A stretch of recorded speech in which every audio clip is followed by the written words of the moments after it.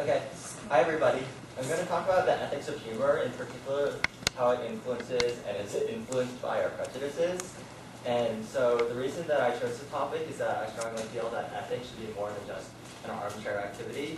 And considering how large a role that humor plays in our lives, I actually found it surprising when I was doing research this past week and weekend how little attention has been given to it. So broadly speaking, this Pubspeak will be split into 3 parts.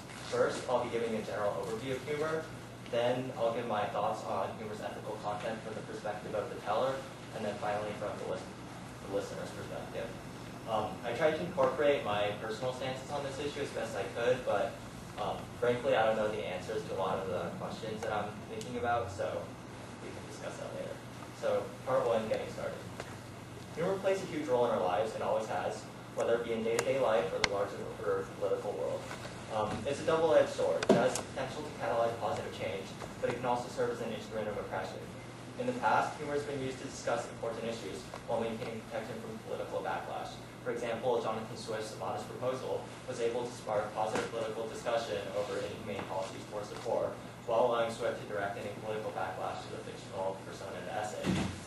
Similarly, court jesters often serve the dual purpose of expressing the people's complaints to the king, which were presented in jest, in order to avoid direct criticism.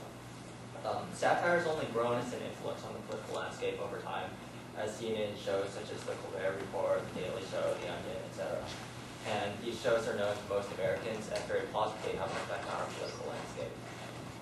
At the same time, though, this same quality of humor that allows satire to be so successful as a political tool has also made it a source of oppression and a way to maintain prejudiced social norms, as seen in the minstrel shows of humor also has the possibility to be a uniquely derisive force. As we're taught in kindergarten, laughter directed at a specific group of person can be extremely hurtful. Most of the time, humor doesn't have these enormous implications. We joke around because it's enjoyable, we laugh, and we feel good. So in this way, humor is just a presumed good. But it also serves a second general purpose. We use humor to build communities. For example, when we meet a stranger, we'll often tell a joke in order to bond over a laugh. Still, humor occasionally can cross the line and have significant negative effects, and because of this, it's important that we carefully think about which humor we choose to engage in. Part 2, to tell or not to tell. Evaluating the moral status of a joke is a tricky question, but here's just some of my thoughts. There are a lot of factors that seem to influence whether a joke is ethical. With jokes, because so much by definition goes unsaid, context is everything. On one hand, the teller of the joke seems to be a very relevant factor. For example, if I as an Asian were to tell a joke exploiting Asian stereotypes, that would be one thing. But if a Caucasian were to say the exact same joke, it might be taken to suggest something else. And this seems to indicate that perhaps the reason we care about the teller of the joke is that we use it as an indicator of the intent underlying the joke. And this seems to intuitively make sense. A joke should have a different ethical status when it's told to propagate racist stereotypes versus when it's used to break down the same stereotypes. But still, allowing intent to become a factor opens up more complications in evaluating the ethical status, because as an audience, we can never really determine what the intent of the teller is. We can make guesses, but we can never know for sure. So in particular, because laughter is generally taken to suggest approval of a joke, if the listener is unsure of the teller's intent, the question of whether to laugh becomes quite complicated, but I'll come back to this issue later. Another issue affecting the moral status of a joke is the resulting consequences, or at least the perceived consequences that are likely to arise. For example, many people object to rape jokes, and I think it's revealing to think about why they do so. I'll discuss 2 reasons in particular. First, you never know who's listening, and the joke may trigger a traumatic memory for some. Whereas the teller of the joke matters in determining perceived intent, the audience matters because it affects the actual consequences the joke will have. However, this consequence-based justification, although it's often used, doesn't go to the heart of the issue for me, because whether the joke is told in the presence of a rape victim or behind their back should not change the moral status, in my opinion. The second explanation, though, seems to apply more universally, because rape jokes can influence our prejudices. Studies have found that subjects express greater acceptance of rapements and sexist violence after being exposed to sexist jokes. Additionally, in the case of rape jokes, conservative estimates state that 6% of college-age men have committed rape, and further studies have consistently shown that most rapists believe that all men are rapists as well, just that others are better at hiding it. So in this way, when we tell or laugh at rape jokes, we unintentionally can validate these beliefs. Other studies confirm that jokes expressing stereotypes towards other marginal groups can in fact bring out prejudices within their audiences. In one study, experimenters found that subjects made greater budget cuts to gay rights campus groups after being exposed to homophobic humor. However, in the same study, they found that jokes targeting racists did not increase budget cuts towards racist campus groups, so it raises the question of how we explain this difference. The key difference between these two categories is that societal views on homosexuals are greatly in flux, whereas there's an established norm against racists. In fact, it seems that we can roughly divide society into three groups. Those towards which there are consensually accepted positive opinions, such as teachers and firefighters, those towards which there are negative opinions, such as racists and criminals, and those towards which societal viewpoints are in flux, typically minority or disempowered groups, such as homosexuals, racial minorities, or women. These forms of prejudice are normally very subtle, sometimes even beneath our consciousness. And there's also a general social norm against expressing prejudice against these groups, but in certain local contexts it may be accepted. This third group, towards which society's viewpoints are not yet cemented, are those towards which jokes are most likely to bring out prejudices. This would explain why jokes against racists did not affect participants' budget cuts for racist campus groups, but jokes against gays did affect those groups. Towards racists, because of the general social norm against it, participants would feel free to express their prejudices against racists, but on the other hand, when it came to homosexuals, homophobic participants would generally not express their inner feelings due to external influences from society. But after being told anti-homosexual jokes, this external pressure would be removed, and those with anti-homosexual prejudices would feel free to express these prejudices. So this prejudice norm theory has a lot of explanatory power regarding why we generally feel much more uncomfortable with jokes targeting marginal groups such as gays, racial minorities, or women, compared to groups with secure positions within society, such as politicians or lawyers, and why even simple statements like, "That's so gay," made in jest can make us feel exceedingly uncomfortable. This would also explain why past a certain point of absurdity, jokes can become less offensive in a way. For example, the actions committed in dead baby jokes are far more repulsive than even the worst homophobic jokes, but because society universally recognizes that these actions are wrong, dead baby jokes, while probably distasteful admittedly, do not carry the same moral implications as homophobic jokes. At the same time, some people probably feel uncomfortable with these dead baby jokes, which would also be a separate reason to abstain from them. But the bottom line here is that the most vulnerable groups within society are also the most vulnerable when it comes to humor. And so we have a strong reason to believe that jokes expressing prejudice against these groups can manifest themselves into their listeners' actions. Part 3, to laugh or not to laugh. The issue of whether to tell a joke is one matter, but whether to laugh is another. Oftentimes the damaging effects of a joke come from the subsequent laughter. For example, a joke targeting a specific victim would probably not be hurtful at all if nobody laughed at the joke. Jokes form communities, but they also define in-groups and out-groups when they target specific victims. Earlier, I mentioned the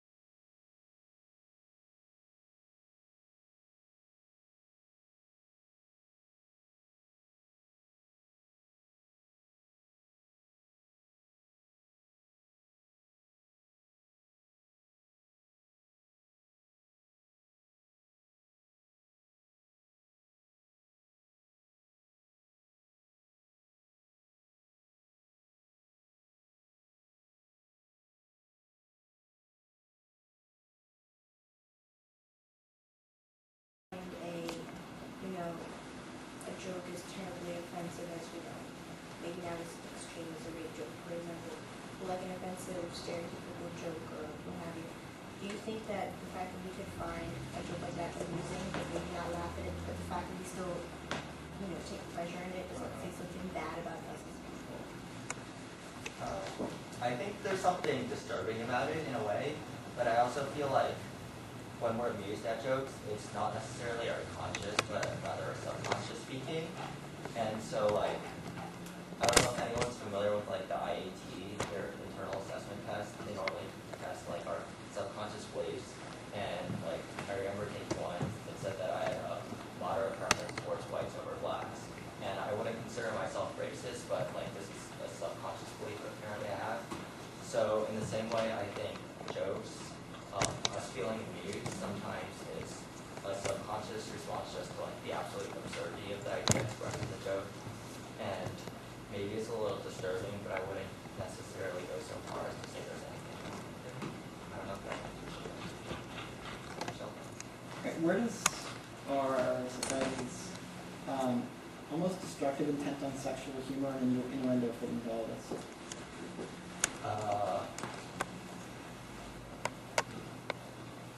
I mean, I feel like a lot of times people use like sexual humor or innuendo because it's an easy way to get laughs, right? Just because like it's so out there that we feel obligated to laugh at it.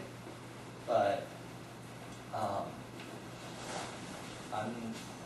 I feel like sometimes it's a lot of like the vast majority of the time it's okay, but like occasionally it crosses the line. Sorry, this isn't a very adequate answer. It's kind of when somebody makes a joke about a different ethnicity or race, it's really bad. But what are your thoughts on like someone bashing their own race or ethnicity? Right. I think I'm inclined to believe that in general it's okay because normally it would just be making fun of the stereotypes rather than endorsing the stereotypes. But I mean, I guess there could be people of their own race actually endorsing the stereotypes, but I don't know. I guess it comes down to the individual situation, and it would have to be a case by case. For example, like Russell Peters bashes Indians as much as he bashes anybody else, so does that make it okay? Like he still bashes other races, but he's bashing Indians as well. It's like people view him as a good guy. Right. But if he didn't bash Indians and bash everybody else, would you view him differently? Yeah. I feel like there's nothing. I wouldn't say there's anything morally objectionable with what Russell Peters does because it's very clear that since he's just like bashing all groups equally to an extent, it's very clear that there's nothing malicious behind it, and so like both it's not likely that he'll be misunderstood, and there's also no malicious intent behind it. So I would say that in general. First of all, I really like your Pubspeak story. Like I really wanted to give you a review of that. And then second off, like I guess my question is like how do you like where do you draw that line between like Russell Peters and just like completely subversive guy who's really wrong? I'm not sure if there's a clear line like this is wrong, this is right, but at the same time, to an extent we can like read people's intent, and I feel like intent should play a large role. And there's also the risk it has of being misinterpreted, and that would affect the consequences. And I guess the third factor would just be the types of groups it's targeting, whether they're groups that humor is likely to have a large effect on how we view them, or whether they're groups that would enforce people.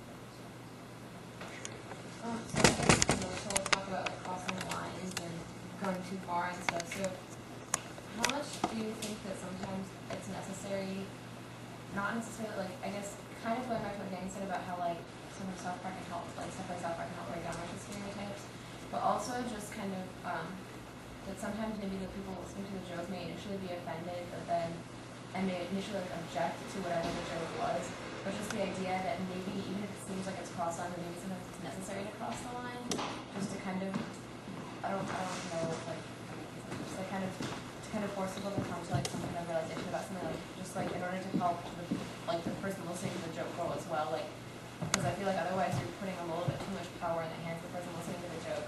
Because I could say I'm offended by anything, you know, and I said it's crossing the line, but like, isn't there a place where you draw the line on that sense as well? Like, when is it actually offensive? Like, is it okay if you cross the line a little bit in order to help the other person grow, even if they initially find it offensive? Is there a place where kind of like a buffer zone almost? That's a really good question. Just keeping it so far, I don't really know the answer. Like, so yeah, obviously we wouldn't want Puritans to be telling us which jokes are good and which ones aren't. But I feel like there's some merit to be said. There's some merit to be said for using humor to like promote positive discourse and like force people to think about these issues. But at the point that they're sending any sort of negative message towards a disempowered group, I would at the very least feel very uneasy, especially considering that a lot of times maybe people won't reflect and other people will just get offended or read it differently. This is kind of again similar to Danny's question, but you talked a bit about satire and Jonathan Swift. And I was wondering, like, and you talked about the Daily Show and Colbert Report. I was wondering, like, in terms of the use of humor in regards to politics, do you think that, sort of by making fun of politicians or almost reducing their legitimacy sometimes, do you think that has a net positive or a net negative effect? And I realize, like, this is, like, kind of a loaded question, but, like, do you think the role humor plays in our political landscape now is more good than bad or more bad than good? I mean, well, first thing, my gut reaction would have been that the politicians bring it upon themselves. But that set aside, I feel like it says something sad about our political landscape when they're that prone to satire. And I feel like it's good to have at least some satire there in order to make people think about these policies. I feel like an effectively created satire can be much more effective in like actually changing someone's beliefs than even one persuasive essay or anything. But I guess certain forms of satire when they're actually over issues where there's not really a clear answer and they're just satirizing very respectable viewpoints, that's probably not